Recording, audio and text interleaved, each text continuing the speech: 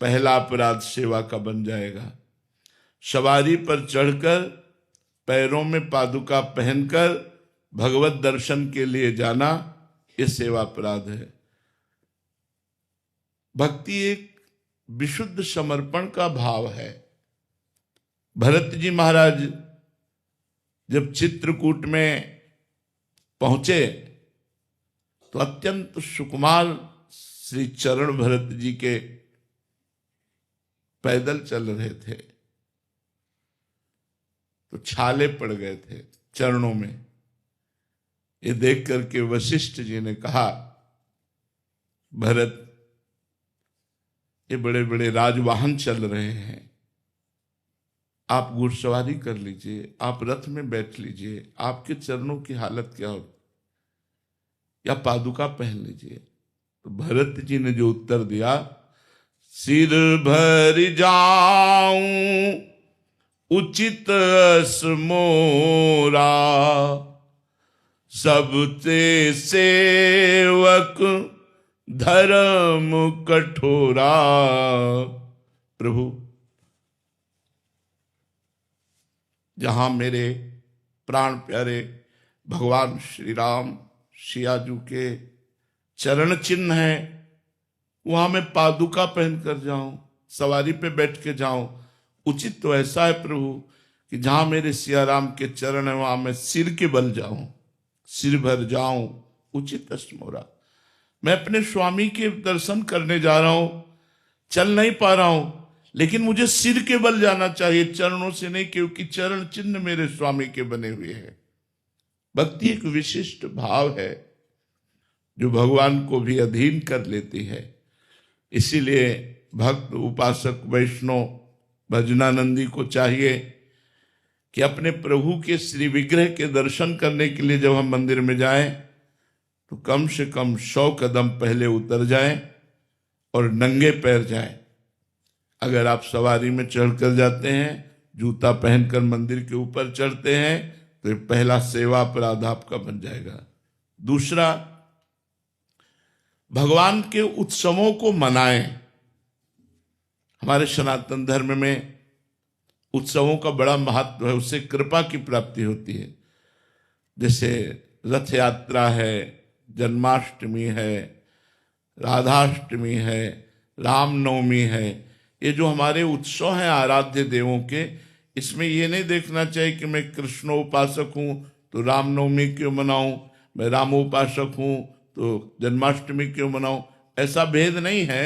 हम आनंदित होकर के जब कभी भगवान शिव के उत्साहपूर्ण उत्सव आते हैं, महाशिवरात्रि आदि, माता भगवती अंबाजी के नौ दुर्गा आदि, तो हम उत्सव मनाएं। सनातन धर्मावलंबी इन उत्सवों की अवहेलना न करें। उत्सव न मनाना एक अपराध है। हम 4 लोग मिलकर के रात भर नाम कीर्तन करें तो हमारी कृष्ण जन्माष्टमी हो गई, भगवत कथा सुने रात में। रामनवमी के दिन खूब उत्साहपूर्वक भगवान श्री राम के पावन चरित्रों का गायन, श्री राम जय जय राम कीर्तन करें। शिवरात्रि, नौ दुर्गा आदि, ये जो हमारे सनातन धर्म के उत्सव हैं, इनको करना चाहिए। ना करना या उत्सवों में शामिल ना होना आपकी सामर्थ्य नहीं है कि आप कर सकें, तो जहां उत्सव हो रहा है वहां घंटा 2 घंटा के लिए शामिल हो जाइए। यदि शामिल नहीं होते तो एक अपराध है। इस सेवा अपराध का दूसरा अपराध है। तीसरा, भगवान के श्री विग्रह के सामने जाकर प्रणाम न करना। भगवान के सामने गए, आप ऐसे खड़े, भगवान साक्षात विराजमान है, अर्चावतार भगवान के जैसे और अवतार हैं, ऐसे भगवान जो विग्रह में विराजमान है ये अर्चावतार है। तो भगवान के सामने जाकर के सबसे पहला काम होना चाहिए साष्टांग प्रणाम करें, पंचांग प्रणाम करें। साक्षात भगवान विराजमान है। आप बिल्कुल संशय मत कीजिए कि ये तो मूर्ति है। जाकी रही भावना जैसी, प्रभु मूर्ति देखी तिन तैसी। अगर आप भावना करेंगे मूर्ति है तो मूर्ति है, नहीं तो साक्षात बिहारी जी विराजमान है, किसी मूर्तिकार की रचना नहीं। साक्षात राधा वल्लभ लाल, साक्षात राधा रमण जी। ये हम पर कृपा करके विराजमान है। हमारी सामर्थ्य नहीं कि हम इनको देख सकें, तो ये अर्चा विग्रह के रूप में विराजमान है। एक बार भगवान श्री कृष्ण को साष्टांग प्रणाम करने वाले को 10 अश्वमेध यज्ञ के अवभृत स्नान का फल प्राप्त होता है। एकोपि कृष्ण कृतः प्रणामो दशाश्वमेधा अवृतेन तुल्यः। दशाश्वमेधी जो 10 अश्वमेध करने वाला है वो पुनरेपि जन्म, बड़ी बात है, लेकिन कृष्ण प्रणामी न पुनर्भवाय। जो एक बार श्री कृष्ण को साष्टांग लेट कर प्रणाम करता है, 10 अश्वमेध यज्ञ के अवभृत स्नान का फल मिलता है। लेकिन 10 अश्वमेध यज्ञ करने वाले में और श्री कृष्ण के प्रणाम करने वाले में अंतर है कि 10 अश्वमेध यज्ञ करने वाला स्वर्ग में जाएगा, पुण्य क्षीणे मृत्युलोके भी संति, लेकिन कृष्ण प्रणामी न पुनर्भवाय। इसलिए भगवान के श्री विग्रह के सामने जाते ही साष्टांग लेट जाए या पंचांग प्रणाम करे। कम से कम इतना देहाभिमान न पुष्ट हो कि हम भगवान के सामने अवहेलना पूर्वक खड़े हैं, देखते ही हाथ जुड़ जाए, नेत्र झुक जाए, साष्टांग लेट जाए। ये वैष्णवता है, ये भक्ति है। अगर आप प्रणाम नहीं करते तो तीसरा सेवा अपराध है। चौथा, अशौच अवस्था में मंदिर में दर्शन करने जाना। आप जैसे कपड़ा सहित लेटरिन गए हैं तो आपका अधिकार नहीं कि आप मंदिर में जाकर दर्शन करें। पहले जाइए, स्नान कीजिए, वस्त्र परिवर्तन कीजिए, वस्त्र पवित्र हो और आपका शरीर पवित्र हो। वो कोशिश करो कि भाव भी पवित्र हो, तब हम भगवान के दर्शन करने के लिए जाएं। एक एक कदम में आनंद का उल्लास होता है अपने प्रभु के दर्शन करने की भावना में। यदि आप खड़े खड़े लघुशंका करते हैं, आपके वस्त्रों में पेशाब के छींटे पड़ते हैं, आप अपवित्र हैं, मंदिर जाने के योग्य नहीं है, इसीलिए बुद्धि भ्रष्ट हो जाती है, कोई भाव नहीं आता, कोई अनुभव नहीं आता। मैं आपसे सच्ची कहते हैं, प्रभु के जो श्री विग्रह हैं, हमने अब वो सब बातें नहीं बताई जाती, मतलब ये साक्षात हैं। आपको हम ये कह रहे साक्षात हैं, एक एक बात आपकी सुनते हैं, एक एक बात देखते हैं, हम कैसे तुम्हें बताएं। ये प्रभु जो श्री विग्रह में आप केवल भाव करके देखिए, वो हमारे भावों को ग्रहण करते हैं। जो प्यार से उनसे बात करो ना, सेकंड में उत्तर आता है, सेकंड में ऐसे बात करो और स्फुरित हो गया उत्तर, स्फुरित हो गया। ये प्रभु विराजमान है, तो हम अपने प्रभु के अशौच अवस्था में मंदिर दर्शन करने न जाएं। जब हमारा शरीर अपवित्र हो, हमारे वस्त्र पवित्र हो, हमारा मुख अपवित्र हो। मुख में 3 बार आचमन करें, कृष्णाय नमः, गोविंदाय नमः, अच्युताय नमः। दाहिने अंगूठे से ऐसे करके हाथ पैर धो के पवित्र होकर भगवान के दर्शन करने जाए। अपवित्र दशा में वस्त्र अपवित्र, शरीर अपवित्र, मुख अपवित्र, ऐसी दशा में भगवत दर्शन करना अपराध माना जाता है मंदिर में जाकर के।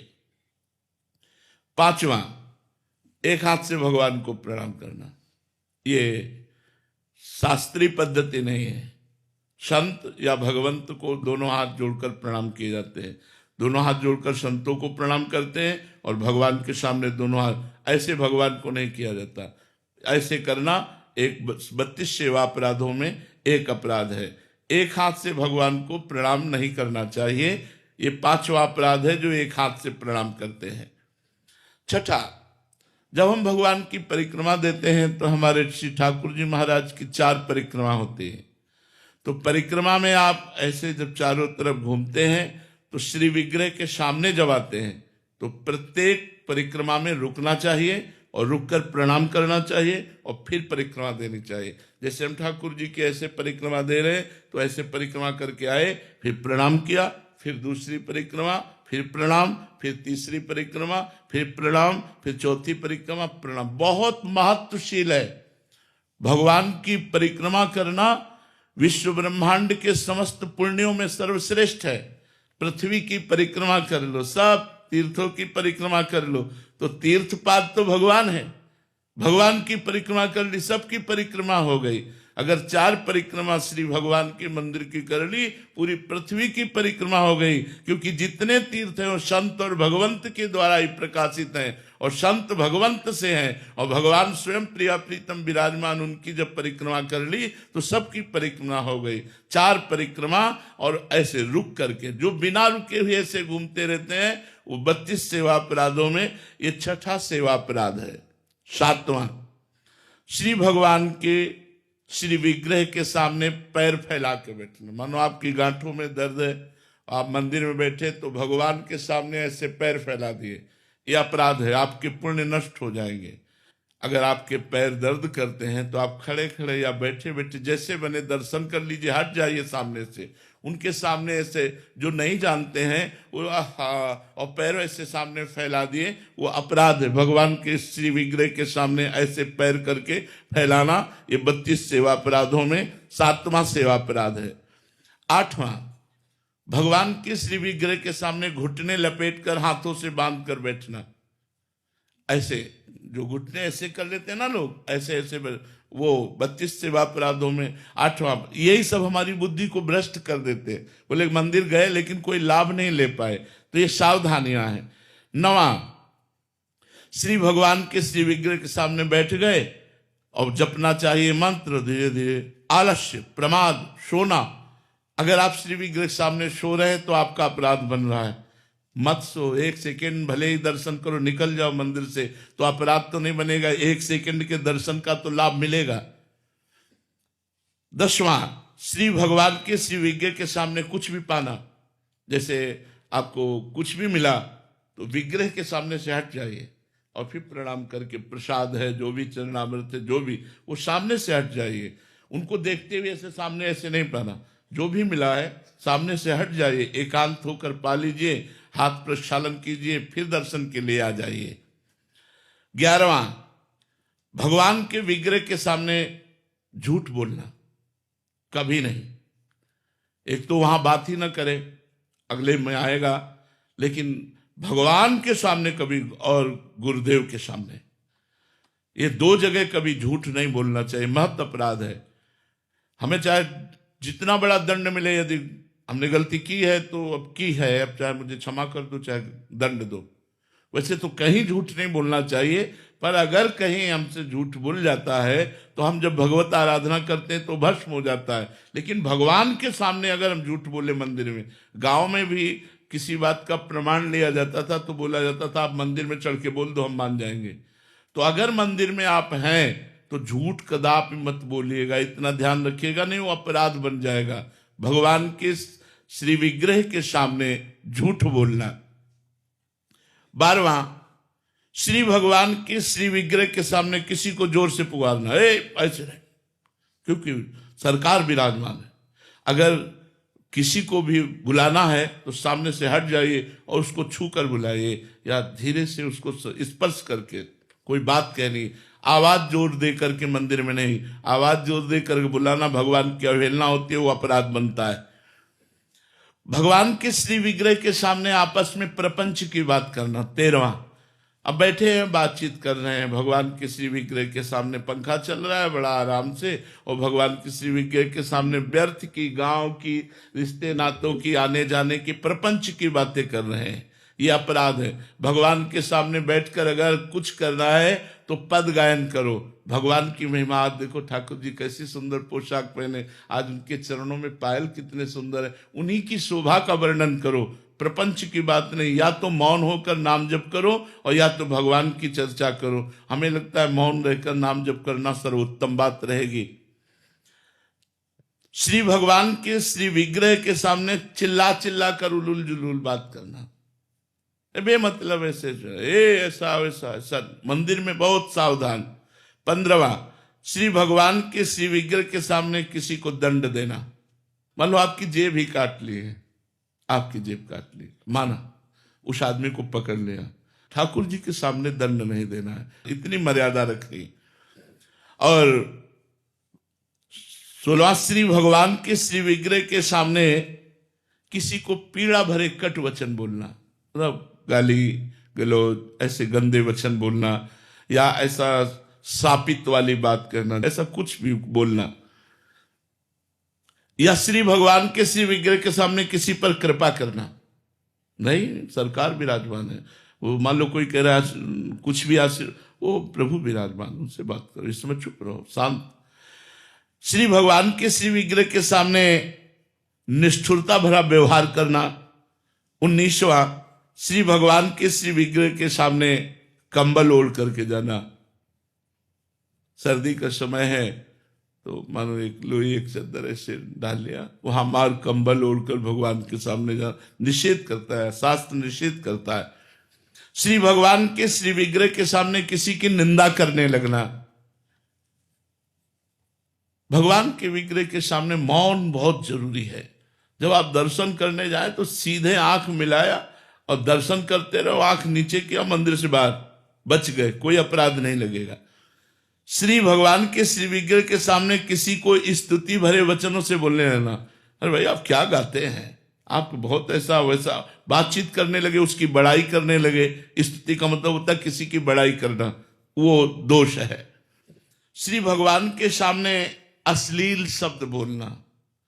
श्री भगवान के श्री विग्रह के सामने अधोवायु छोड़ना। अब जैसे ये एक शारीरिक प्रक्रिया है, आप मंदिर में हैं, आपको अधोवायु का मतलब समझ रहे ना, तो उस वायु को जब वेग आता है तो कहीं भी वो छोड़ देता है ना, तो भगवान के श्री विग्रह के सामने नहीं, सीधे निकलो मंदिर से बाहर। यानी श्री भगवान के श्री विग्रह के सामने छोड़ दिया तो 32 सेवा अपराधों में है श्री विग्रह के सामने अधोवायु का त्याग करना। और 24वां, शक्ति रहते हुए भगवान की साधारण वस्तुओं से सेवा करना। जैसे आपके पास खूब भगवान ने दिया है तो उत्तम उत्तम भोग लगाइए, उत्तम पोशाक पहनाइए, उत्तम आभूषण पहनाइए। ऐसा नहीं कि आप खा रहे हो हलवा और चाय और पकौड़ी और भगवान के सामने चिरौरी रख दिया, ये ठीक नहीं है। प्राय लोग इस बात को नहीं समझते हैं, चिरौरी बिस्कुट ये भगवान के सामने और आप गरम गरम हलवा पकौड़ी खा रहे। नहीं भाई, पहले गरम गरम बने ठाकुर जी के सामने अर्पित करो। तो उत्तम उत्तम पदार्थों से, उत्तम उत्तम पोशाक आभूषणों से श्री ठाकुर जी की सेवा करनी चाहिए। 25वां, भगवान को निवेदन किए बिना अगर आप जल भी पीते हैं तो आपके सुकृतों का नाश होता है। गीता में भगवान ने कहा मुझे अर्पित किए हुए बिना जो भोजन पाता है वो पाप पाता है। तो कोशिश करो भगवान को भोग लगा करके ही पाओ। अपने घर में जो ठाकुर है, और आप जहां नौकरी करते हैं या आप व्यापार करते हैं, ऑफिस में जाते हैं, तो 1 मिनट के लिए आप धैर्य रखिए, अपना टिफिन खोलिए और आंख मूंदिए और भगवान का चिंतन कीजिए और कहिए हे प्रभु आप भोग लगाइए, और बस अपने ठाकुर की जयकार बोलिए। जो भी आपके इष्ट है, जैसे अपने लोग राधा वल्लभ लाल की जय धीरे से बोला और बस फिर प्रसाद पाने लगे। मानसिक भगवान को तो भोग लगाए, जल है अंदर से राधा वल्लभ लाल की जय, प्रभु हमारे हृदय मंदिर में बैठे हो आप पाओ। बिना जयकार किए, बिना अर्पित किए हुए 1 बूंद पानी भी न पियो। देखो आपकी बुद्धि कितनी निर्मल हो जाएगी, कितना भजन में रुचि बढ़ेगी। जो लोग कहते हैं ना भजन में रुचि नहीं बढ़ती, तो अब मनमानी चाट पकौड़ी ऐसे दुकानों में खाते घूमोगे, भजन बढ़ेगा? बिना भगवान को अर्पित के हम कह देखो तुम्हारा मन है आज हम, चलो ठीक है आप ले लो, मान लो वही दुकान पे खाना है, आंख मूंदिए और भाव में आए कि हे प्रभु मेरा मन मतलब आप गोलगप्पा पाना चाहते, राधा राधा राधा वल्लभ लाल की जय, हर गोलगप्पा में राधा बोलिए और पवाइए, देखो आपकी बुद्धि शुद्ध रहेगी, बुद्धि भ्रष्ट नहीं होगी। ऐसे तो फिर मनमानी करने से बुद्धि अपवित्र हो जाती है। 26वां, ऋतु का जो फल है वो जरूर भगवान को भोग लगाना चाहिए। अलग अलग ऋतुओं में फल आते हैं, अलग अलग ऋतुओं में शाक आते हैं, तो शाक फल आदि उत्तम ये ऋतुओं में। आज ठाकुर जी प्रसन्न होते हैं। एक बार चोखा मेला जी महाराष्ट्र के थे, तो ठाकुर जी की आराधना में तो बड़े उच्च कोटि के भावयुक्त महापुरुष थे, तो बाजार जा रहे थे घर की वस्तु लेने, तो देखा केले का ऋतु था, नए नए केले इतने बड़े बड़े पके, तो उन्होंने कहा कि सामान क्या लेना, ठाकुर जी के लिए केला ले लेते हैं। और केला लिए और मंदिर में दरवाजे पर जाकर के आवाज लगाई और भगवत पार्षदों को कहा विट्ठल भगवान को भोग लगा दीजिए, आज इन्होंने हमें प्रेरणा की कि केला। बोले तेरे केला कौन भोग लगाएगा, तो उन्होंने एक तरह से अपमानित करके उनको बड़ा दुख हुआ। आपने हमें प्रेरणा क्यों की, और प्रेरणा क्यों, अगर प्रेरणा की तो आपने मुझे ये धक्का दे के बाहर क्यों, ये क्या लीला है आपकी? मैं तो घर की वस्तु लेने गया था, प्रेरणा आपने की कि केला मुझे चाहिए, मैंने केला खरीद कर जब आपको दिया तो आप अपमानित करवा के मन, मुझे अपमान का दुख नहीं, लेकिन मैंने तो सुना है आप केवल भावग्राही है, किसी का भी हो आप सबके भाव ग्रहण करते हैं, मैं अपने प्राण त्याग दूंगा। और जाके घर में सिटकिनी लगाई बस कि न खाऊंगा न पीऊंगा। क्योंकि ऐसा क्या, जे ही ठाकुर जी को वहां रात्रि में शयन कराया गया, दरवाजा खटखटाया, चोखा मिला जी, चोखा में वो अमृत भरी आवाज, रह न सके, तुरंत जो खोला तो श्याम कांति, और भगवान मधुर मधुर मुरली वादन करने वाले श्री कृष्ण देखा, चरणों में लौट गए, प्रभु प्रभु प्रभु आए और उनकी गोद में बैठ के बोले केला खावा, और वो वैसे ही केला रखे थे। बोले प्रभु मैं चतुरारे, बोले छोड़ो, मैंने कब कहा चतुर्वर्ण का, मैं तो भाव का भूखा हूं, मैं किसी वर्ण या किसी पद प्रतिष्ठा में नहीं बिकता, मैं भाव में बिकता हूं। गोद में बैठ करके चोखा मेला जी की भगवान ने केले, और बोले सुनो ये 2 केले दे दो, रुक्मिणी जी को भी पवाएंगे। वहां विट्ठल भगवान और रुक्मिणी जी महाराष्ट्र में विराजमान है, तो 2 केले पीताम्बर में लिए, अंतर ध्यान हो गए, और अंदर से जाके मंदिर की सिटकिनी बंद कर ली, और 2 केले रुक्मिणी जी को पवा के छिलके आंगन में फेंक दिए।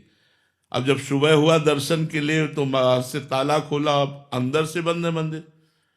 अब सब परेशान हो गए, कैसे खुला, अंदर कैसे बंद हो गया। तो स्तुति की, बड़ी प्रार्थना की, भगवान से विनय की, तो आवाज आई, जाओ चोखा मेला जी को पालकी में बैठाल करके जब लाओगे और वो हमसे प्रार्थना करेंगे तो मंदिर का दरवाजा खुलेगा, नहीं तो नहीं खुलेगा। ऐसा ही करना पड़ा, पालकी में बैठाल के चोखा मेला जी को लाए, और जब चोखा मेला जी ने प्रार्थना की प्रभु दरवाजा खोल दीजिए, फटाक से दरवाजा खुल गया। जो पुजारी जन थे उन्होंने देखा छिलके पड़े, बोले प्रभु छिलके कैसे? बोले चोखा मेला जी के केला के। तुम क्या समझते हो मैं किसी जाति से बिकने वाला हूं? नहीं, विद्या रूप महत्व कुल धन जौवन अभिमान, ये सब सचकंटक रहे न भक्ति निदान। जहां ये 6 प्रकार का अभिमान होता है वहां मेरी भक्ति नहीं रहती तो मैं कैसे रह सकता हूं? तो भगवान को अच्छी वस्तु देखा, अरे ये तो प्रभु के लिए बहुत अच्छी रहेगी, चलो आज ये ले चलते, अपने ठाकुर को भोग लगाते। ऐसा भाव रखना। किसी शाक या फल आदि के अगले भाग को तोड़ करके अच्छा अपने लिए रख लेना और फिर ऐसा भगवान को अर्पित करना, ऐसा नहीं होना चाहिए। श्री भगवान के श्री विग्रह के सामने पीठ नहीं दिखाना चाहिए, ऐसे रहना चाहिए जैसे भगवान के विग्रह के सामने। इसीलिए जब परिक्रमा करते आते हैं तो घूम के तुरंत प्रणाम करके फिर दाहिने करके चले जाते हैं। भगवान की तरफ पीठ करके नहीं बैठना चाहिए, पीठ भगवान को नहीं दिखानी चाहिए। श्री विग्रह के सामने किसी को प्रणाम नहीं करना चाहिए। अब यहाँ सावधानी की जरूरत है, जैसे गुरुदेव भगवान आ जाते हैं, हम दर्शन कर रहे होते हैं, हमारी दृष्टि गई, गुरुदेव भगवान आ गए, तो हमको फिर भगवान से दृष्टि हटाकर गुरुदेव भगवान को प्रणाम करना चाहिए। मोते अधिक गुरु ही जिए जानी। अगर कोई संत भगवान दिखाई देते हैं तो ऐसे नेत्रों से किया, ऐसे प्रणाम किया और फिर ठाकुर जी के दर्शन करने लगे। और जब वो श्री विग्रह से दूर हुए तो उनको फिर प्रणाम नमस्कार। लेकिन गुरुदेव को तुरंत, गुरुदेव आ गए, तुरंत ठाकुर जी से दृष्टि हटा के गुरुदेव के चरणों में प्रणाम करे, फिर ठाकुर जी के दर्शन करे। बकाया श्री विग्रह के सामने किसी और को प्रणाम न करे, सीधे बस ठाकुर जी के दर्शन करता रहे।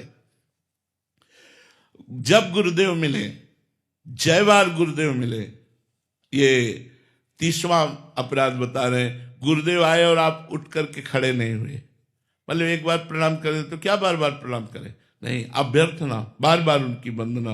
गुरुदेव आए, खड़े हो गए। मान लो आप 10 बार आए तो 10 बार खड़े हो गए। जय बार वो हमारे सामने आए, गुरुदेव की अभ्यर्थना और गुरुदेव की आज्ञा का पालन, अवज्ञा नहीं। जो आज्ञा हो गई, बड़ा फल है आज्ञा पालन में, पर कभी कभी गुरुदेव की बड़ी प्रतिकूल आज्ञा हो जाती। जैसे एक बार श्री रामानंदाचार्य जी एक बगीचे में भ्रमण करते हुए पहुंचे, ठाकुर का सिंहासन विराजमान हुआ, वहां समीप पर कुआं था, कुआं से पानी मंगाया तो कुआं के पानी में हल्की सी बदबू थी, क्योंकि उसके ऊपर एक पेड़ की डाल आ रही थी और सारे पत्ते कुएं में जा रहे थे। तो आचार्य चरण ने देखा और बहुत से शिष्य थे, सबसे कहा ये डाल हट जाए तो कुएं का पानी ठाकुर जी की सेवा के लिए ठीक हो जाए। तो पूरा हमें पेड़ नहीं काटना, पूरी हमें डाल नहीं काटनी, हमें उतना ही सिर्फ काटना है जो कुएं के ऊपर है। तो चलो कुल्हाड़ से काटो।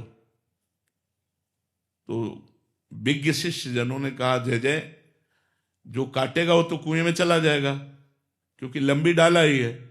अगर पेड़ के पास से काटनी हो तो सुविधा है, नहीं तो बैठ करके तो इधर ही काटेगा, और काटेगा तो कुल्हाड़ से कुएं। बोले इससे मुझे कोई मतलब नहीं, डाल कटनी चाहिए।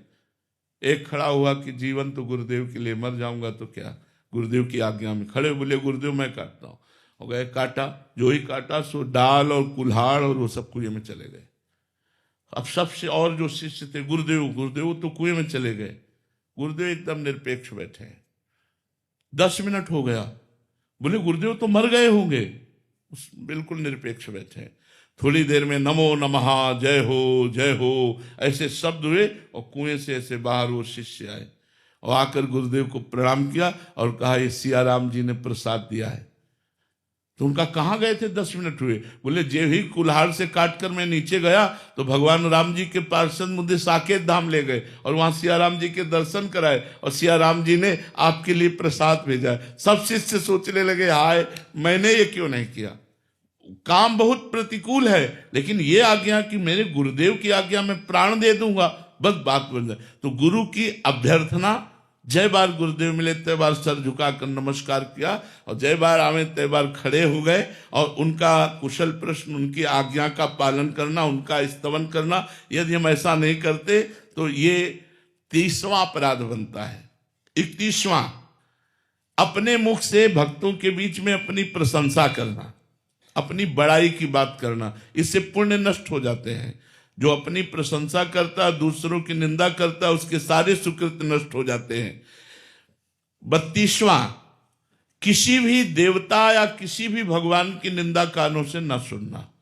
ये 32 अपराधों से यदि हम बच जाए तो हमारा भजन और उन्नतिशील हो और बहुत जल्दी भगवत प्राप्ति कराने वाला हो। किसी चीज को हम प्राप्त करने के लिए स्ट्रगल कर रहे हैं और हमने इतना स्ट्रगल कर लिया कि हम उसे प्राप्त नहीं कर पा रहे हैं, तो मतलब हम क्या करें फिर उसके लिए। वो आपका जो पूर्व का बुरा प्रारब्ध है ना, वो आपको बाधा पहुंचा रहा है। अगर हम भगवान का भजन करें तो तप और भजन के द्वारा हम अपने प्रारब्ध को रोक सकते हैं, नए प्रारब्ध की रचना कर सकते हैं। मनुष्य जन्म मिला है, पर वो बिना भगवान से जुड़े वो प्रारब्ध का संबंध नहीं हो सकता। भगवान से चित्त को जोड़ रहा। जैसे मैं चार्टर्ड अकाउंटेंट हूँ, मैं सीए जब परीक्षा पास की थी तो मैं फाइनल में करीबन 6 बार फेल हुआ था। एक बार ऐसा लगा कि अब सीए छोड़ देनी चाहिए, लेकिन मैंने हिम्मत नहीं आ रही और मैं चार्टर्ड अकाउंटेंट बना। लेकिन कभी कभी लगता है कि जब जो बच्चे चार्टर्ड अकाउंटेंट कोर्स छोड़ देते हैं तो फिर उन्हें क्या करना चाहिए कि जो चीज नाम जप, भगवान का नाम जप करते हुए अपने कार्य की प्रवीणता के लिए तन्मयता पूर्वक अपने विषय पर ध्यान देना चाहिए। जैसे आपने कहा 6 बार फेल हुआ, इसके बाद पास, तो हमें प्रारब्ध कई बार गिराएगा। अगर हम भगवान का आश्रय लेंगे और प्रयत्न करते रहेंगे तो हमें सफलता प्राप्त होगी। निराश नहीं होना चाहिए, नाम जप करना चाहिए और अपने कार्य को बड़े मनोयोग से, जो मान लो सीए का कार्य है उसे बड़े मनोयोग से, क्योंकि प्रश्न आएंगे तो उसी के अंतर्गत आएंगे ना, तो हम बड़े मनोयोग से उस पर ध्यान दें और खूब भगवान का नाम जप करें, अच्छे आचरण करें, ब्रह्मचर्य का पालन करें, पवित्र भोजन करें, तो हमारा लौकिक पारलौकिक दोनों अच्छा हो जाएगा। खुशी जी लंदन से। राधे राधे महाराज जी। राधे राधे महाराज जी। महाराज जी, अगर रिश्तों में और आत्मसम्मान में किसी एक को चुनाव करना हो तो किसका करें? भावनात्मक और अति विचारक स्वभाव होने के कारण अपने आप को आत्मनिर्भर कैसे बनाएं महाराज जी? नहीं, आत्मसम्मान का अर्थ आप क्या लेते हैं? महाराज जी, आत्मसम्मान की अपने आप अपना सम्मान भी बना रहे और रिश्ते भी खराब ना हो। नहीं, अपने सम्मान को मिटा करके रिश्तों का पोषण किया जाता है। अगर हम अपने सम्मान की बात रखेंगे तो रिश्तों में खटास आ ही जाएगी। आत्मसम्मान तो भगवत स्वरूप होता है, लेकिन आप देहाभिमान की बात कर रहे हैं। जिसे आप आत्मसम्मान कह रहे हैं उसे देहाभिमान कहा जाता है। देहाभिमान को ठीक नहीं कहा गया है। देहाभिमान को मिटा करके हमको अपने रिश्तों का पोषण करना चाहिए। अपने जो भी रिश्ते हैं उनमें भगवत भाव रख करके अपने सम्मान को, देखो शास्त्रीय आदेश है, सबहि मान प्रद आप अमानी। जब आप मान रहित होकर सबका मान करेंगे तो रिश्ते अपने आप उज्जवल हो जाएंगे और सब रिश्तों में भगवान ही विराजमान है। अमानिना मान देनो कीर्तनीय सदा हरि। स्वयं अमानी रहकर दूसरों को मान देना। और हम अपने सम्मान की बात अगर ध्यान रखेंगे तो खटास तो रिश्तों में आ ही जाएगी और आप जलेंगी, आपका हृदय जलेगा, आपका हृदय असंतुष्ट होगा। वो ठीक नहीं, सिद्धांत से ठीक नहीं है। सिद्धांत से आप अमानी बनिए, दूसरों को सम्मान दीजिए, दूसरों से सम्मान लेने की भावना न रखिए, दूसरों को सम्मान देने की भावना रखिए, तो आपका हृदय उदार हो जाएगा और वास्तविक आत्मसम्मान आपका होगा। वास्तविक आत्मसम्मान आपका होगा जब आपसे कोई कटु व्यवहार करे तो आप उससे प्रेम का व्यवहार करें तो भगवान देख रहे हैं, वो आपको प्यार करेंगे। और जिसको भगवान प्यार करते हैं उसे सारा संसार प्यार करता है। जा पर कृपा राम की हुई ता पर कृपा करे सब कोई। तो हमें लगता है आप आत्मसम्मान की भाषा को देहाभिमान में बदल रही है।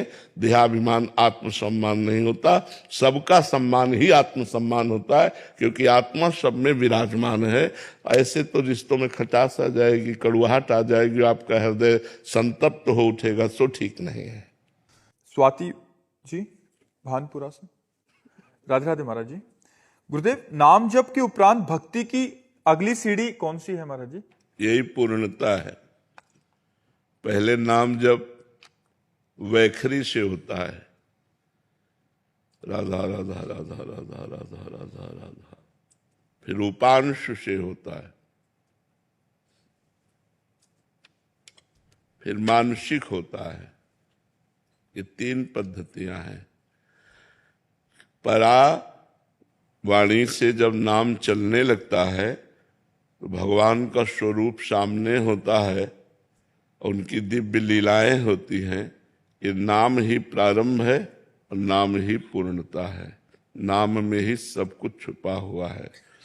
वैखरी, मध्यमा, पश्यंती और परावाणी, ये 4 वाणियां हैं।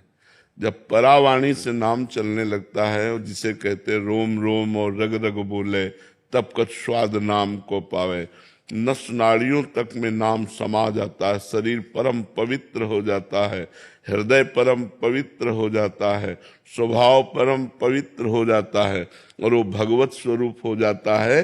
तब नाम ही प्रारंभ है और नाम ही पूर्णता है। नाम की अगली सीढ़ी नाम ही है, पर वो उतरता चला जाएगा। अभी नाम में मन नहीं लगता, नाम जब कर रहे हैं संसार, भूत भविष्य की बातें, गंदी बातें, ये सब आ रहे, धीरे धीरे नष्ट हो जाएंगी। अब नाम ही दिखाई दे रहा है, नाम ही सुनाई दे रहा है। संपूर्ण लोकांतर से वैराग्य हो गया। नाम जप करते करते भगवान से अनुराग हो गया। भगवान का रूप, भगवान की दिव्य लीलाएं उसके सामने छा गई, वो सिद्ध पुरुष हो गया। नाम ही साधना है और नाम ही सिद्धावस्था है। पूजा आलोक जी। राधे राधे।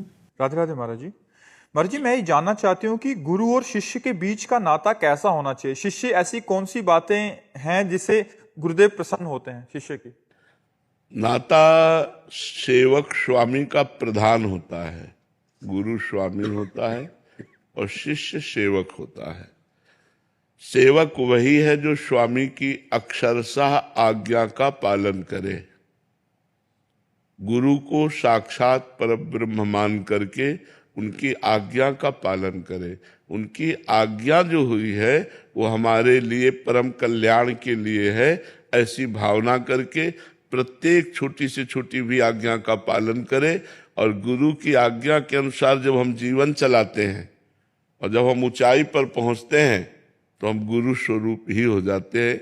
हमारा गुरु का संबंध स्वामी सेवक का संबंध है, माता पिता का संबंध है, मित्र का संबंध है, सब कुछ संबंध है। तुमेव माता च पिता तुमेव, तुमेव बंधुश्च सखा तुमेव। तुम्हें विद्या द्रविणं तुम्हें सर्वम मम देव देव। सर्वदेव गुरुदेव, हमारी संपत्ति गुरुदेव, हमारे माता गुरुदेव, हमारे पिता गुरुदेव, हमारे सखा गुरुदेव। गुरुदेव, अब जैसे ये लोग सब हमारे पास रहते हैं तो कभी हंसी खेल होता है तो हम साथ ही हंसते भी हैं, विनोद भी हो रहा है तो हम सखा भाव में उस समय हंसी विनोद भी करते हैं, माता की तरह इनका पोषण करते हैं, पिता की तरह इनकी संरक्षता करते हैं, स्वामी की तरह इनकी हर कामनाओं को देखते हैं और शिक्षक की तरह, गुरु की तरह इनको उपदेश देते हैं। तो सारे संबंध गुरुदेव से जिसके हैं वही सच्चा सेवक है, वही सच्चा शिष्य है। और गुरु और शिष्य दोनों समान एक स्थिति को प्राप्त हो जाए तब शिष्यता की पूर्णता है। जो गुरु में चल रहा है वही शिष्य में चल रहा है। जिस रस में गुरु मगन है उसी रस में शिष्य मगन है, तब वो एक रास्ता आ गई, तब वो सच्चा शिष्य हो गया। अब जैसे अपने गुरुदेव की नाभाजी सेवा करते थे, हर समय गुरुदेव की सेवा में ही रहते थे, तो गुरुदेव ध्यानस्थ थे, नाभाजी पंखा कर रहे थे, तो पूज्य उनके गुरुदेव श्री अग्रदेवाचार्य जी थे। तो अग्रदेवाचार्य जी के किसी शिष्य का जहाज जो है वो भंवर में फंस गया समुद्र में। अब ये हुआ कि तो डूब जाएगा, तो उन्होंने पुकारा, गुरुदेव गुरुदेव गुरुदेव रक्षा करो। तो अग्रदेवाचार्य जी सियाराम जी को माला पहनाने जा रहे थे, बस अचानक एकदम वो पुकार, एकदम चिंतन खिंचा तो माला ऐसे, तो नाभाजी पंखा में से हवा कर रहे थे, उन्होंने ऐसे कर दिया और गुरुजी से मानसिक स्थिति में जाके कहा कि आप माला पहनाइए। जो हमारे गुरु भाई का जहाज अटक गया था वो तो निकल गया। तो उन्होंने कहा कौन बोला? यहां के कौन बोला? मानसिक सेवा में वो ऊपर से सब मौन है। बोले कौन बोला? बोले जिनको जूठन दे देकर पाला है वो सेवक ने बोला। आपकी जूठन का बल कि ये शिष्य गुरु की महिमा को जानकर गुरु के समान हो गया, पर दासता ऐसी ही कि आपकी जूठन के पोषण से ही हम हुए। ये है गुरु शिष्य का संबंध कि शिष्य जब गुरु की महिमा में युक्त होकर गुरु स्वरूप हो जाए तभी शिष्य की पूर्णता है कि जो गुरु के हृदय में चल रहा है वही शिष्य देख रहा है, वही शिष्य आनंद ले रहा है। महाराज जी, हम आप में गुरुदेव देखते हैं, हमारा हाथ कभी नहीं छोड़ना जी के। देखो, गुरुदेव कभी नहीं छोड़ते, शिष्य छोड़ देता है। गुरु का स्वभाव छोड़ना नहीं। जैसे आपसे कोई अपराध बना, हमें पता चला, हमने कहा चल निकल भाग, दिखाई मत देना। आप शाम के वहीं रोड के किनारे बैठे, मान लो कभी हम जब निकले, क्यों बैठे, दिखाई क्यों दिए? प्रभु आपके सिवा हमारी ठौर ही नहीं तो मैं जाऊं कहां? खत्म खेल, सारे अपराध माफ हो गए। प्रभु हमारी ठौर ही नहीं है कोई, और कोई नहीं और ठौर कोई नहीं, आपके सिवा और कोई नहीं, हमारी कोई ठौर नहीं। तो नाथ अब हम जाएं तो कहाँ जाएं? आपकी शरण में है, चाहे दंड दो चाहे क्षमा करो, पर प्रभु हम आपके चरणों को छोड़ के नहीं जा सकते। ये है गुरु भक्ति।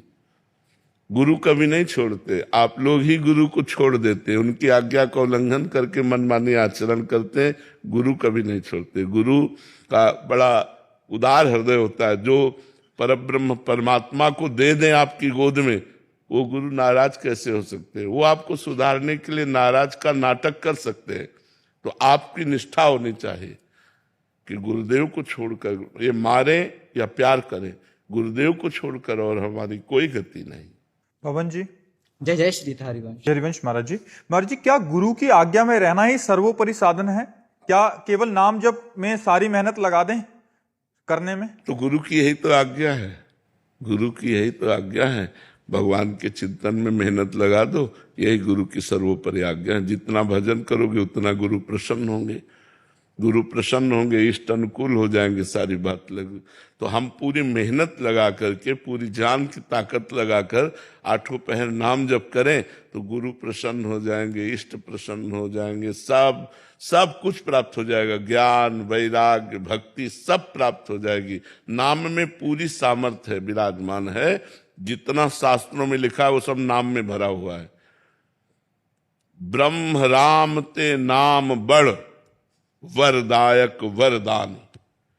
ब्रह्म भगवान राम से भी बढ़कर प्रभु का नाम है। वो वर देने वालों को भी वर देने की सामर्थ्य रखता है।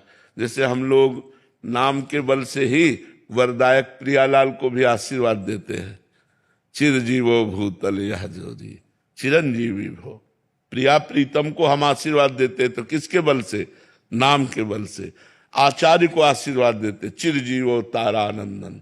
अपने आचार्य को, अपने गुरु को आशीर्वाद देते, स्वस्थ रहो, सुखी रहो, आनंदित रहो। किसके बल से? उन्हीं के द्वारा दिए हुए नाम के बल से। ब्रह्म राम ते नाम बड़ वरदायक वरदान। वरदान देने वालों को भी वर देने की सामर्थ्य आ जाती नाम जापक में। इसलिए नाम से बढ़कर के कोई नहीं है। खूब नाम जप करो, इसी से सब प्राप्त हो जाए। कुलदीप सिंह जी चंडीगढ़ से। राधे राधे महाराज जी। महाराज जी, इस अंतिम पड़ाव में गुरुवाणी के शब्द हैं, जप तप संयम धर्म ना कमाया, सेवा साध ना जानिए हरि राया, कहू नानक हम नीच कर्मा, शरण परे की राखो शर्मा। महाराज जी, याद करके बहुत पछताता हूं, कृपया मार्गदर्शन करें कि बची हुई सांसों को कैसे संभालूं। नानक साहब तो बता तो दिए ना, शरण गए की शरण परे की राखो शर्मा। हाँ, आपकी शरण में इस बात को आप देखिए। मेरे से तो न साधु सेवा बनी, न मेरा भजन बना। हे नाथ, बस मैं आपकी शरण में हूं, इस बात की लाज रख लीजिए कि मैं आपकी शरण में। ये खास बात है, जब जीव हृदय से भगवान की शरणागति हो जाता है तो सारी जिम्मेवारी भगवान स्वीकार कर लेते हैं। हमें चाहिए मन वचन और कर्म से अब जब से जागृत हुए तो हम अपने गुरुवाणी की शरण में हो जाए, हम अपने वाहे गुरु की शरण में हो जाए, परमात्मा की शरण में हो जाए, अकाल पुरुष की शरण में हो जाए, जिससे हमारा काम बन जाए। शरणागति हृदय से होती है। ये आर्त भाव है कि न मेरे से कोई जप तप बना, ना मेरे से साधु सेवा बनी, अब तो प्रभु मेरा जीवन व्यर्थ ही है, मैं आपकी शरण में हूं। हे वाहेगुरु, हे परमात्मा, आप खुद शर्मा, मतलब आप खुद इस बात की लाज रखो कि मैं आपकी शरण में हूं। अब मेरी गति और दुर्गति आपके हाथ में है। संगीता जी दिल्ली से। श्री हरिवंश महाराज जी। महाराज जी, मेरा ये पापी मन ना तो वाणी पाठ में लगता है, ना ही माला जप में लगता है, श्री जी की सेवा में तो बिल्कुल नहीं लगता है। ये बस सांसारिक राग द्वेष प्रपंच और भोगों में ही भटकता रहता है। इस पापी मन, हम देखो, मन को एक कोष करके अपने को छूट दे रहे हैं, गलत बात है। अगर आप केवल मन को कोसेंगे और अपने को छूट दे देंगी तो दुर्गति हो जाएगी। हम बोले राधा, बोलो राधा राधा राधा राधा, क्या करेगा मन? क्या करेगा मन? अब जब हम राधा राधा राधा की रट लगा रहे हैं तो हमारा मन क्या करेगा? अपने आप पवित्र हो जाएगा, अपने आप ठीक हो जाएगा। अब हम कहें कि मन से नाम जप हो तो सिद्धों का होता है, मन से नाम जप सिद्धों का होता है। साधकों को नाम जप वाणी से करना होता है, इसलिए वाणी से खूब नाम जप करो। अब मन लगे न लगे, नाम जब चल रहा है वाणी में, आपका परम कल्याण हो जाएगा। देखो, मन की चक्कर में मत फंसो। अगर मन की चक्कर में फंसोगे तो दुर्गति कर देगा ये। हमको नाम पकड़ना है, जबरदस्ती पकड़ना है, नियम पूर्वक जपना। इसीलिए हम काउंटर को बहुत अच्छा समझते हैं। जो काउंटर आज लग चला है आधुनिक ना, कि भाई आज हमने 10,000 नाम जप किया, आज हमने 12,000 नाम जप किया, आज हमने 50,000 नाम जप किया। करना चाहिए, इससे उत्साह बढ़ता है। और कैसे भी हो, नाम तो जिह्वा से चल रहा है ना, इसलिए तुम्हारा परम मंगल हो जाएगा। काउंटर आदि ये बहुत उत्साह पैदा करते हैं कि आज हमने इतना नाम जप किया, आज हमने इतना नाम जप किया। इसलिए करना चाहिए, सबको करना चाहिए। 5,000 नाम रोज जपना शुरू कीजिए, फिर आगे बढ़िए। शुरू करेंगी? हाँ, ऐसे राधा राधा राधा राधा राधा राधा राधा राधा 5,000 बार राधा राधा को, मन लगे न लगे, फिर आप देखो कैसा आनंद आने लगेगा धीरे धीरे। सुमन जी पंजाब से। महाराज जी, दुख में भजन छूट जाता है तो महाराज जी ऐसे में कैसे? दुख में भजन तो अधिक होता है, इसका मतलब आपका भजन में अभ्यास नहीं है, इसीलिए है ऐसा। जो दुख में भजन नहीं कर पाता और सुख में क्या भजन करता है? अनुकूलता का कहीं भजन होता है? भजन तो हमें तो लगता है दुख में ज्यादा होता है। जब प्रतिकूलता, अपमान, निंदा, विपत्ति, दुख ये घेरे हों तो हमारा चित्त भगवान में स्थित होना चाहिए, तभी माना जाएगा वो भजन करता है। नहीं तो फिर भजन क्या, दुख में आया और भजन भूल गए, प्रभु का सुमिरन भूल गए, इसका मतलब भजन ठीक नहीं है। अभी भजन ठीक नहीं है, भजन को ठीक करो, अभ्यास ठीक करो भजन का। दुख में भी हमारी चित्तवृत्ति भगवान में लगनी चाहिए, अधिक लगनी चाहिए। कुंती जी ने तो भगवान से दुख ही मांगा कि हर समय दुख एक ऐसा है जो भगवान का स्मरण कराता है। तो कुंती जी ने भगवान से कहा मुझे सदैव दुख प्रदान कीजिए, भगवान से कहा विपत्ति दीजिए, पग पग पर विपत्ति दीजिए, जिससे मैं आपका स्मरण कर सकूं। तो अभ्यास ठीक करो, दुख में तो और भजन होना चाहिए जी। जब दुख आता है ना तो फिर हम बहुत झगड़ा करते हैं उनसे, और नहीं तो ऐसा प्रेम थोड़ी, प्रेमी से अपने सुख थोड़ी मांगते हैं, प्रेमी का सुख देखते हैं। अगर भगवान से प्यार है, भगवान को अपना मानते हो, तो जोई जोई प्यारो करे सोई मोहि भावे।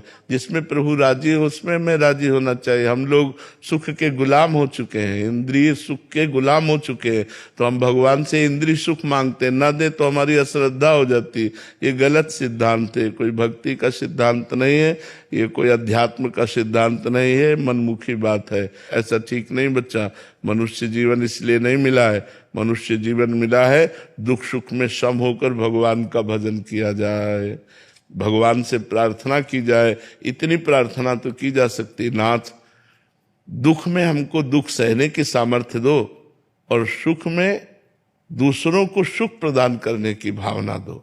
अगर हमारे पास सुख है तो हम परोपकार करें, दूसरों को सुख प्रदान करें, और दुख है तो मुझे सहने की क्षमता दो, जिससे मैं आपके द्वारा प्रदत्त दुख को सहकर आपका स्मरण कर सकूं। तब तो ठीक है, नहीं तो फिर वो ठीक बात नहीं है, ये सांसारिक बात है। राधे राधे महाराज जी। महाराज जी, जिस समय जीवात्मा शरीर छोड़ता है वो अपने सभी शरीर संबंधियों को भूल जाता है और कर्मानुसार अन्य योनियों को प्राप्त होता है, तो उसके लिए जो पूजा पाठ धार्मिक अनुष्ठान जैसे तर्पण इत्यादि किए जाते हैं, तो उसका क्या महत्व महाराज जी? जीवात्मा को प्राप्त होता है क्या? हाँ, वो प्राप्त होता है। ये भागवतिक संस्कार, जैसे आपने पंडित लोग संकल्प कराते हैं ना जिसके नाम से, तो संकल्प करा करके जो ही मंत्र पढ़कर उसको पिंडदान किया गया, या उसके निमित्त भंडारा किया गया, या उसके निमित्त पुण्य दिया गया, तो वो पुण्य जो है वहां पहुंच जाएगा। जिस देवता को साक्षी करके किया गया वो देवता उसको पहुंचाएगा, चाहे जिस योनि में हो उसकी उन्नति होने लगेगी, वो पुण्य उसको बढ़ा देगा, वो पुण्य उसकी तृप्ति करने लगेगा, उसकी उन्नति कर देगा।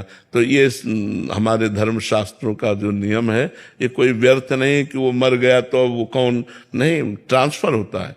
हम जब इधर से भेजेंगे तो हम, इसीलिए तो भगवान को साक्षी किया जाता है, देवता को साक्षी किया जाता है। मंत्र जो है देवताओं के ही तो होते हैं, तो वो देवता वो भगवान के पास, भगवान उसको वहां पहुंचाते हैं। जो जीव जहां होता है उसकी उन्नति हो जाती है।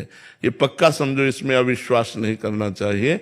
खूब नाम जप करना चाहिए, खूब उनके लिए संत जिवाने चाहिए, पवाने चाहिए, तीर्थ याटन करना चाहिए, पिंडदान करना चाहिए। तो हमारे माता पिता या जो सगे संबंधी हैं उनकी उन्नति हो जाएगी, उनका कल्याण हो जाएगा, उनका मंगल हो जाएगा। पितरों में और पूर्वजों में क्या डिफरेंस होता है? एक ही बात है, वही पूर्वज जाकर पितर बनते हैं, जाके वही पूर्वज जो हमारे हैं ना वही पितर होते हैं। वैसे पितर लोक है, पितरों के स्वामी आर्यमा है।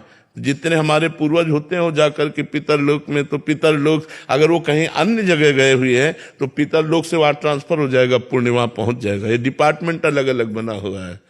पंकज जी, राधे राधे महाराज जी।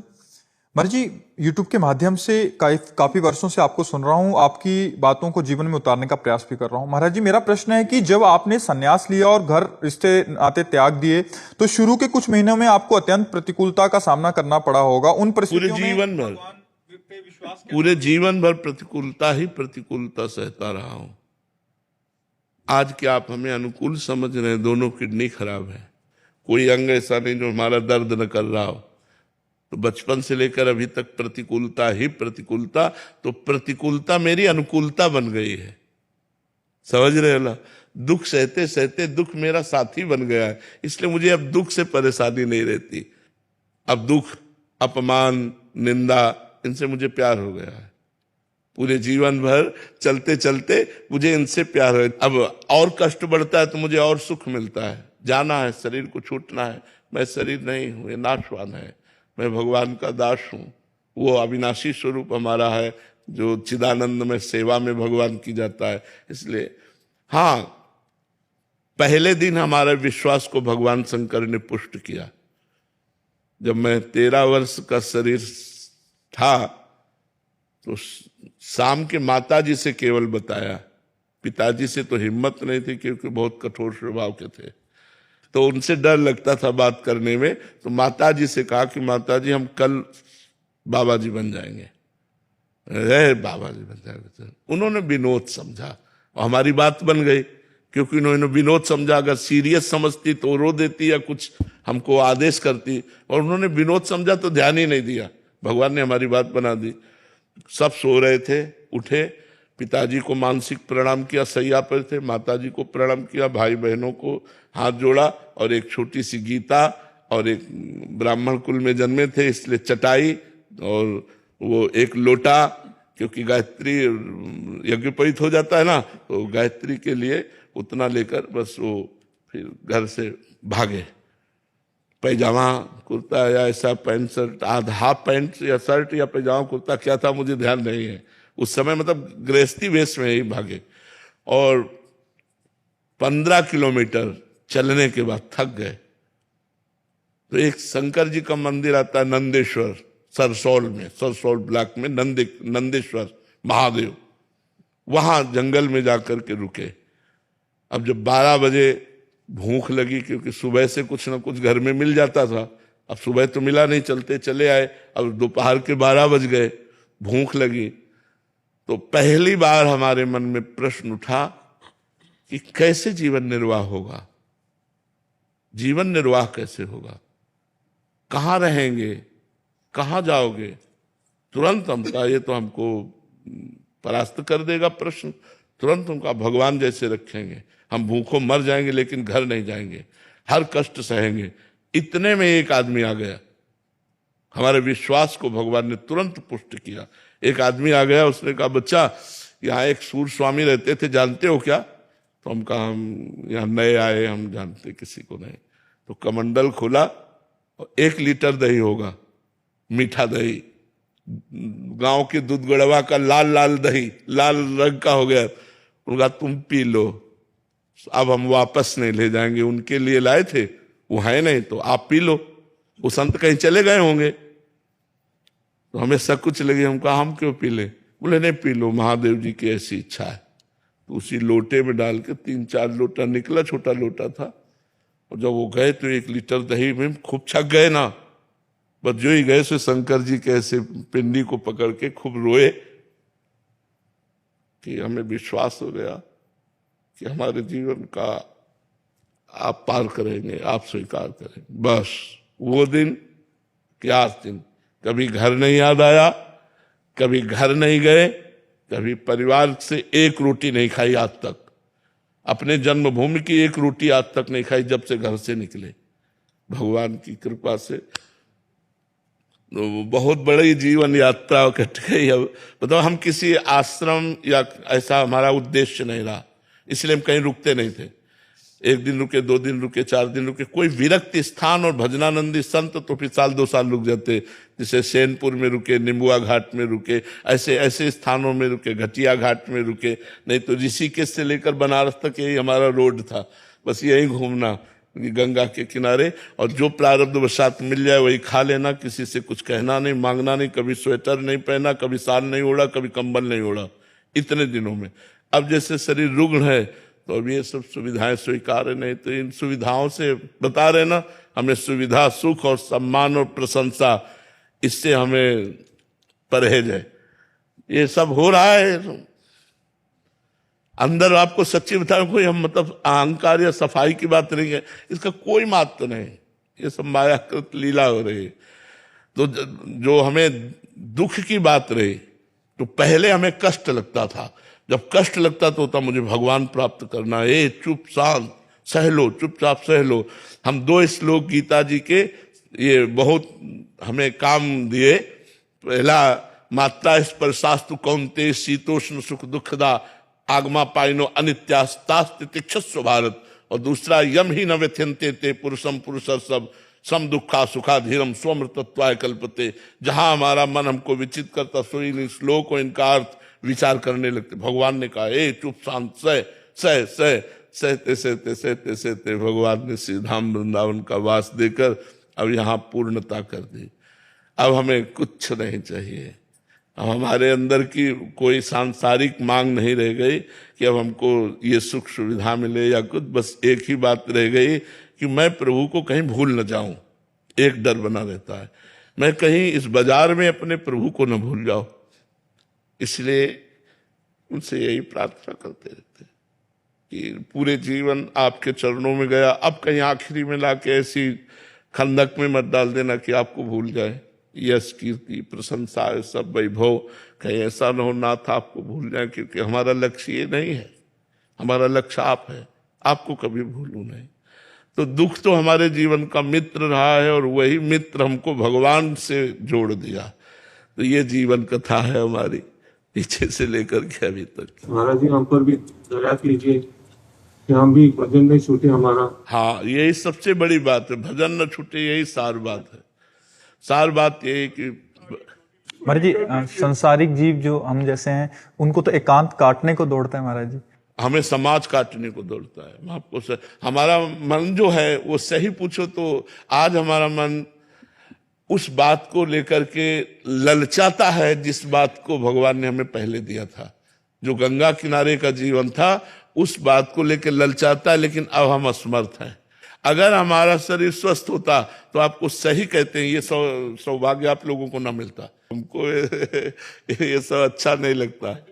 ये पूरे भारतवर्ष के जो गृहस्थ और ब्रह्मचारी हैं इनके संशय मिट जाए। पूरे भारतवर्ष के लाडली जो ऐसी कृपा करे कि उनके जो गृहस्थ हैं या ब्रह्मचारी भी हैं उनके सबके संशय मिट जाएं, जो आप कार्य कर रहे हैं। प्रयास आप संतों की कृपा से यही है कि हमारे सब समाज अध्यात्म से जुड़े, व्यभिचार और व्यसन से बिलग रहे। जो आज हमारे समाज में व्यभिचार बढ़ रहा है, boyfriend girlfriend live in relation, जो व्यसन बढ़ रहे, नए नए बच्चे गंदे आचरणों में लग रहे हैं, तो प्रार्थना यही करते हैं कि सब हमारे देशवासी विदेश का आचरण न करें, विदेशी लोगों का अनुकरण न करें। हमारा धर्म प्रधान देश है, हमारे देश को समझो। 4 आश्रम 4 वर्ण व्यवस्था बनाई गई है। पहला आश्रम ब्रह्मचर्य है सबका, सबको ब्रह्मचर्य का। आज उसी पहले आश्रम को ही अगर नष्ट कर दिया गया तो हमारी कैसे धर्म व्यवस्था कैसे चलेगी। धर्म व्यवस्था का पहला आश्रम ब्रह्मचर्य, पहले आश्रम में ही व्यभिचार प्रवेश कर गया तो फिर कैसे चलेगा। इसलिए आप सब संतों की कृपा से लाडली जी के द्वारा ये ऐसा हो रहा है कि कुछ लोग बदल भी रहे हैं, सुन सुन करके लोग बदल भी रहे हैं। तो बदलेंगे, उनकी सीमाएं हैं, बदलने तक की सीमाएं। वैसे संत तो असीमित है, उसकी बदलने की सीमा है, लेकिन सर्वेश्वर के लिए तो बदलने के लिए असीमित है। क्या इस कलिकाल से क्या करें, इससे निवेदन करने से मानेगा, क्या करेगा। बड़ा त्राही त्राही है, बहुत। वैसे युग धर्म का प्रभाव होता है, इसलिए भगवान छूट दिए होते हैं और अपने संतों को पावर देकर रोकने का काम करते हैं। बकाया युग धर्म से के लिए नहीं, अगर वो चाहे तो एक संकल्प मात्र से अनंत ब्रह्मांडों का 1 मिनट में परिवर्तन हो जाए। अब हम लोग तो दीपक की तरह हैं, जो तो अपना अपना उजाला प्रकाश कर, कोई 10 को संभाल रहा है, कोई 100 को संभाल रहा है, कोई 1000 को संभाल रहा है, लेकिन पूरी सृष्टि को संभालना तो सिर्फ सर्वेश्वर भगवान के ऊपर है। पर युग धर्म के अनुसार वो भी छूट देते हैं, क्योंकि शास्त्रों में लिखा हुआ है, जैसे कलयुग का प्रभाव है तो शास्त्रों में लिखा हुआ है, तो इसीलिए उसका प्रभाव अपना पड़ेगा। पर संत जन लड़ते रहते हैं, उसके प्रभाव को दबाते रहते हैं और भगवान की जय और अध्यात्म की जय बुलवाते रहते हैं, अध्यात्म का संस्कार प्रकाशित करते रहते हैं। सबको देख के बड़ा आनंद आता है, ठीक है, लेकिन ये सब संशय रहित कैसे हो पाएंगे, ये कलिकाल में बहुत मुश्किल है। सो कलिकाल कठिन उर्गारी, पाप परायण सब नर, सब नर कल्पित करें अचारा, जाय न वरन अनित्य अपारा। तो क्या सर्वेश्वर की लीला है? हाँ, सर्वेश्वर की लीला ही मानी। हम लोगों के जो पुराने प्रारब्ध के भोग बाकी है वो हम भोग रहे हैं। नहीं महाराज जी, युग धर्म का भी प्रभाव है। कोई कितना भी बड़ा प्रतापी हो, युग धर्म का प्रताप उससे युद्ध करेगा, उसको परास्त करने की कोशिश करेगा। अगर वो तपस्या और भगवत शरणागत है तो फिर कोई परास्त नहीं कर सकता है।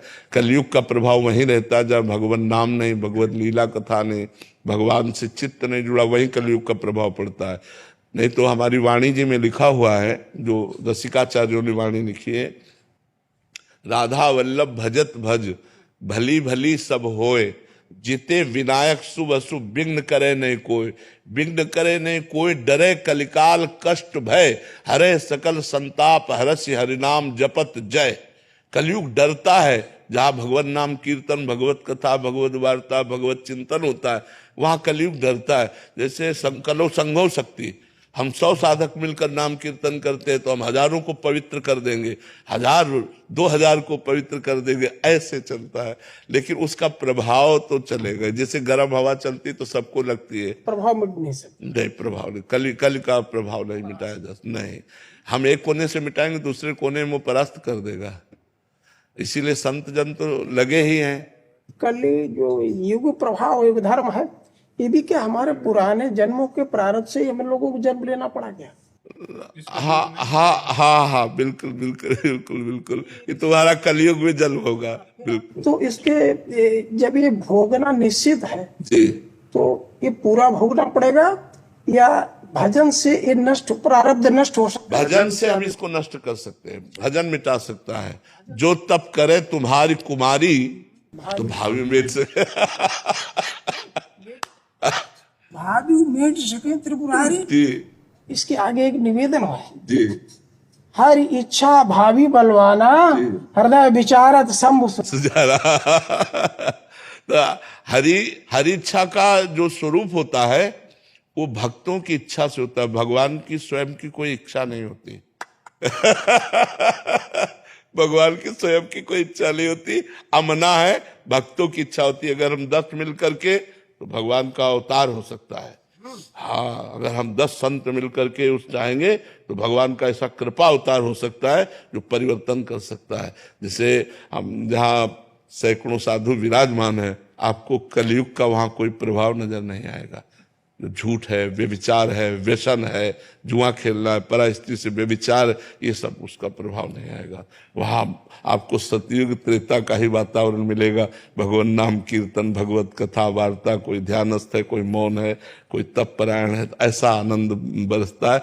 तो हम सब मिल करके एक भगवान की शक्ति से जितना बचा सकते हैं, लोगों को बचा सकते हैं, बकाया युग धर्म अपना प्रभाव करेगा। हाँ, युग धर्म। ये जो नारायण है सर, ये भक्ति करते हैं जी, तो माया जो है, क्या रहे माँ ब्रह्मांड में माया कटु प्रचंड, सेनापति कामादि भट्ट दम्भ कपट पाखंड अंदर ही जी। इन पे ज्यादा चोट कर रहा है या जो सामान्य है उन पे ज्यादा चोट कर रहा है?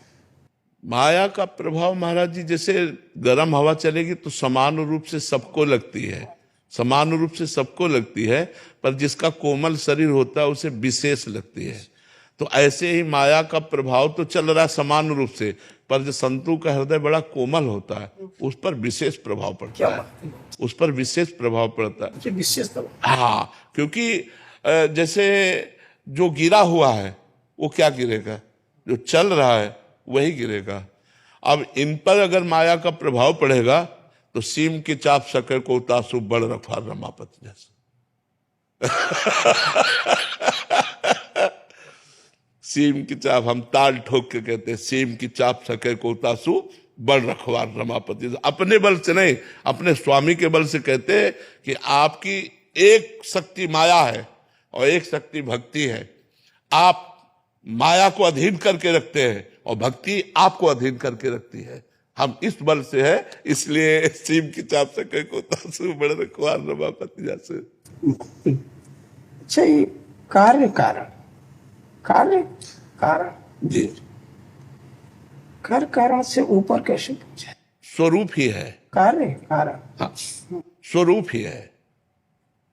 जो हमारा स्वरूप है वो कार्य कारण से परे है।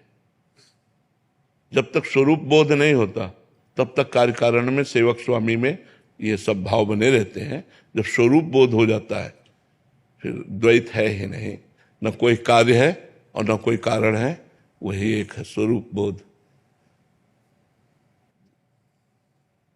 ये जो जीव जो यहाँ जिनके पास बिल्कुल धन नहीं है, पहुंच नहीं सकते, क्या जिनके पास बिल्कुल भी धन नहीं है, जैसे धाम आदि में पहुंच नहीं सकते जी, तो ये सब नारायण को आपके समान सामर्थ्य देके उनके पास भेजा जाए तो कैसा रहे? हाँ, पर अब समस्या ये है कि आग में झोंकना, समस्या ये है कि आग में झोंकना। ये किसी गृहस्थ के घर जब रुकेंगे तो गृहस्थ के हाव भाव और उससे ये प्रभावित हो जाएंगे। जब तक ब्रह्म बोध नहीं होता या जब तक भगवत साक्षात्कार नहीं होता, तब तक हम प्रचार का मतलब अधिकार नहीं समझते। अच्छा, प्रचार का अधिकारी वही है जो स्वरूप बोध संपन्न, वही प्रचार का अधिकारी है। अभी इसके मतलब ये सब नारायण पूर्ण रूप से तैयार नहीं। अब बच्चे हैं। हाँ, तो आप वैकुंठ से ज्यादा मजबूत स्थिति में हो, इससे ज्यादा कुछ हो नहीं। ठीक है, मजबूत स्थिति में होगी। अपने को जीतना है, कुछ नहीं जीतना। कामना करनी है तो कामना को जीतने की कामना कर लोगे तो फिर जो महाराज बता रहे हैं कहीं भी सो जाओगे, सब मिट्टी है। ठीक है, ऐसी कृपा करो ये सब नारायण तैयार हो जाए। और ये आप संतों की चरण रज के प्रभाव से हो सकते हैं। हमारी सामर्थ्य तो क्या है, हम तो ला के खड़ा कर दिया, अब तैयार आप सब संतों को करना, भगवंत को करना, सामर्थ्य हो तो सर्वेश्वर कोई सामर्थ्य ऐसा निमित्त मात्र 2-3% 98-97% ये सब युग धर्म का लिए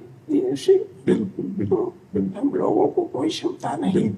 हम क्षमतावान भी है तो वहीं कुछ भी, लेकिन प्रभु सत्य बना रहे, धर्म बना रहे, धर्म नष्ट हो रहा है, सत्य नष्ट हो रहा है। जिससे चेतना में प्रवेश करना चाहिए वो अंधकार में प्रवेश हो रहा है। हम विश्व गुरु कैसे बने? जब मेरे सब बच्चों में समान क्षमता है तभी हम किसी को कुछ बता सकते। तुम विश्व के बस आप ही कृपा करो और भगवान कृपा करे तो बस हो सकता है। आप गुरु है, आप पर ब्रह्म है, आपकी कृपा महत्वपूर्ण है। हम तो बस गुरु की मांग कर खाली। आप बहुत प्रसन्न हो, मैं बहुत, आप सब लोग ऐसे ही शंकराचार्य भगवान की तरह पूरे विश्व को आलोकित करो, यही शुभेच्छा है। ओ जय हो सर्वेश्वर, जय हो विश्वनाथ, जय हो विश्वनाथ, जय हो विश्वनाथ। शुभम करोति कल्याणम, ज्ञान भक्ति वैराग्य, ज्ञान भक्ति वैराग्य, सब प्रणाम। ज्ञान भक्ति। नारायण नारायण नारायण। जय।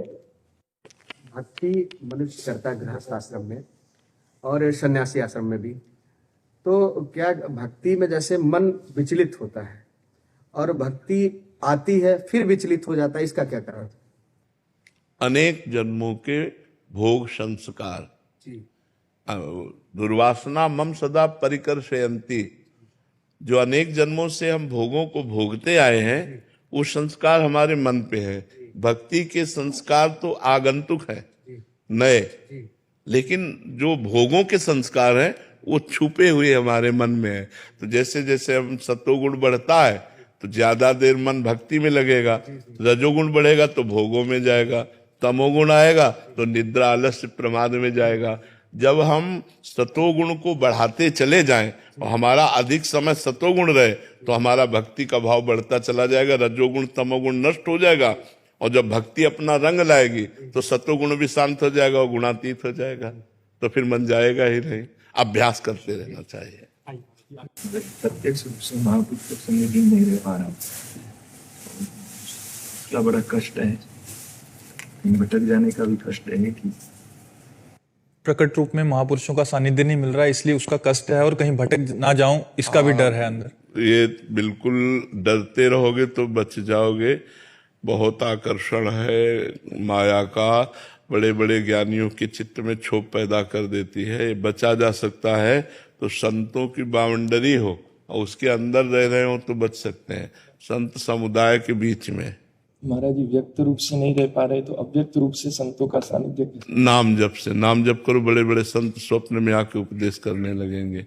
नाम जप, डट के नाम जप करो, उठते बैठते चलते फिरते हर समय नाम जप करो। फिर हमारी बात का आप अनुभव करना, हम क्या कह रहे थे।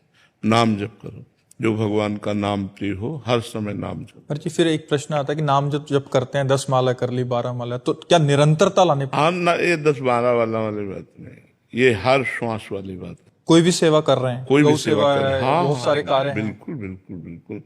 आप कुछ दिन निरंतर नाम चला कर देखो, फिर आपको कैसा लगता है, आप खुद बताना हमें।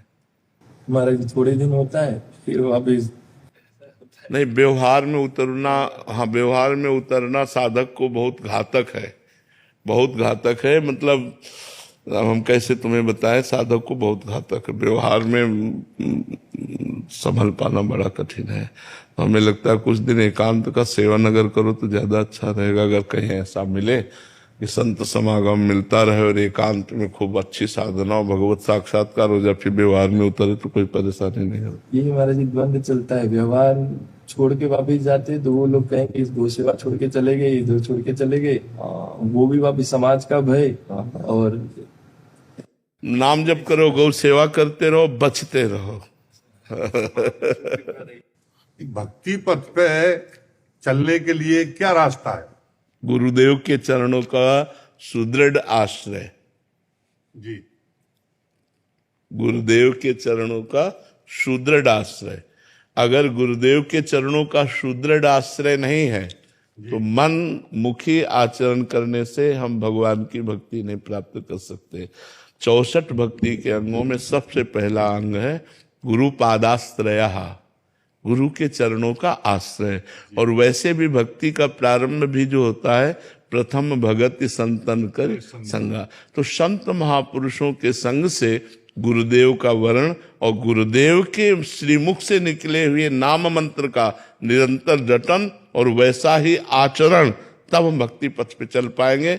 नहीं, कली का प्रभाव ऐसा है कि पाखंड और दंभ में परास्त कर देगा।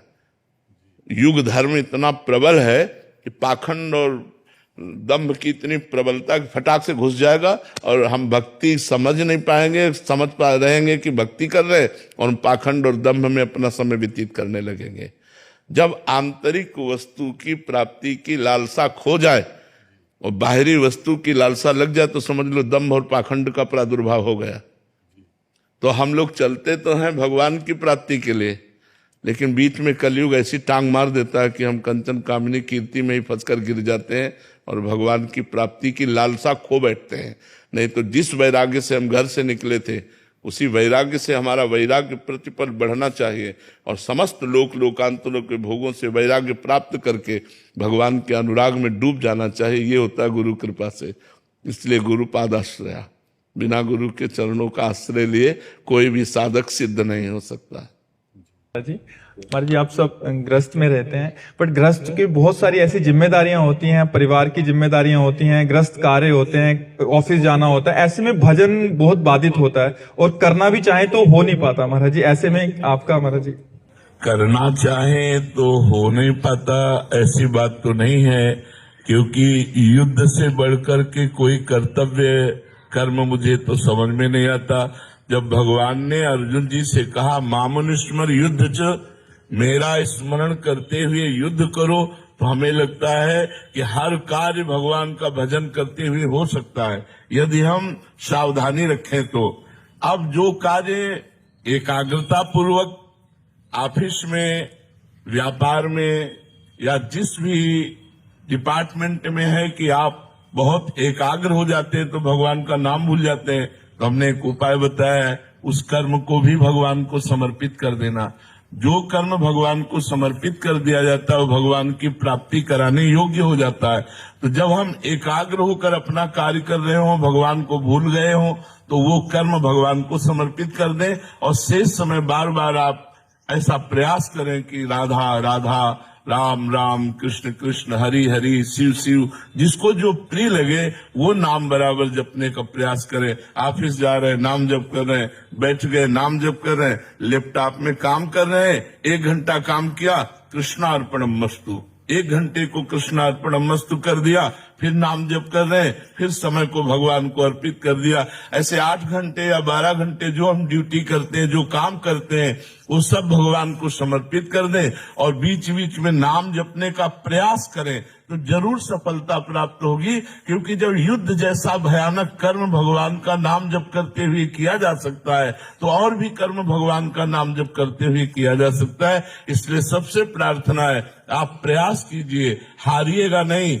उत्साह बढ़ाइए और हर कार्य के बीच में राधा राधा बोल लीजिए, फिर कार्य करते रहिए तो आपका परम मंगल हो जाएगा, सारे दुख नष्ट हो जाएंगे। भगवान के नाम में पाप नाशक शक्ति है, जब पाप नष्ट हो जाएंगे तो दुख ही नहीं रहेगा।